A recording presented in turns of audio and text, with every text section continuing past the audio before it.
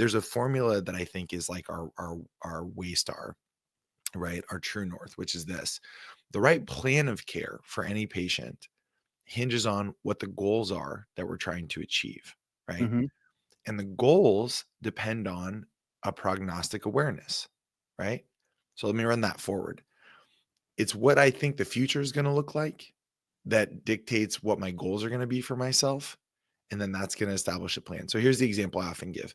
I am right now, as far as I know, relatively healthy. If tomorrow I wake up short of breath, I'm going to go to the ER. If I Mhm. can't breathe, I'm going to the ER because I'm freaking out.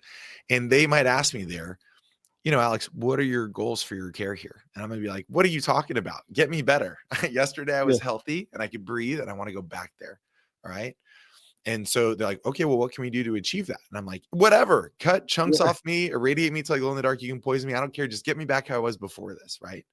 Now, fast forward a couple of days, we've got some CT scans, we've got a bunch of blood work, and all this kind of stuff. They come back to me, they say, Alex, your shortness of breath is not a viral pneumonia, like all the shortness of breath in your life before this was. Your shortness of breath is because you have very advanced cancer and it's closing off parts of your airway, and there's pneumonia that's in there, and it's in your chest wall, it's all over your body.